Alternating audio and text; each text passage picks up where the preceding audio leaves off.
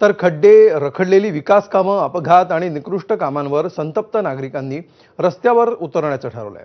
खड्डेमुक्त नाशिकसाठी नागरिकांनी रणशिंग फुंकला असून 7 ऑगस्टला महापालिकेला घेराव घातला जाणार आहे. आम्ही नाशिककर म्हणून सर्वपक्षीय पदाधिकारी, कार्यकर्ते, सामाजिक संघटना एकत्रित आंदोलन करणार आहेत. ठेकेदार आणि जबाबदार अधिकाऱ्यांवर कारवाई, पर्यायी रस्त्यांची व्यवस्था आणि मृतांच्या कुटुंबियांना न्यायाची मागणी केली जाणार आहे. विविध सामाजिक संघटना आणि नागरिकांचा आंदोलनाला पाठिंबा आहे. पक्षीय राजकारण बाजूला ठेवण्याचं आवाहन करण्यात आलंय.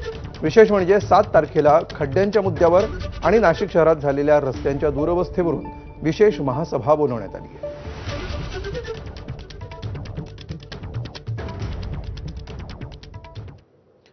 तर कुंभमेळा मंत्री गिरीश महाजनांकडून खड्डेमय रस्त्यांची पाहणी करण्यात आली.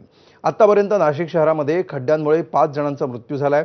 5 जणांच्या मृत्यूनंतर महापालिका प्रशासनाला जाग आली आहे. मखमलाबाद रस्ता 2 दिवसामध्ये तयार करण्याच्या सूचना महाजनांनी दिल्या आहेत. नाशिककरांना 3 ते 4 महिन्यामध्ये संपूर्ण रस्ते सिमेंट कॉन्क्रीटचे बघायला मिळतील. कुंभमेळा मंत्री गिरीश महाजन यांनी अशी ग्वाही दिली आहे.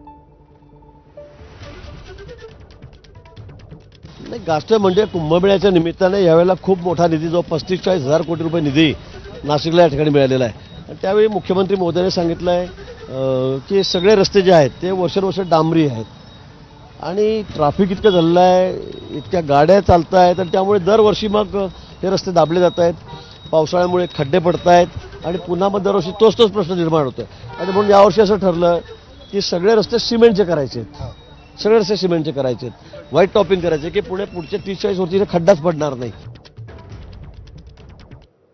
तर राष्ट्रवादी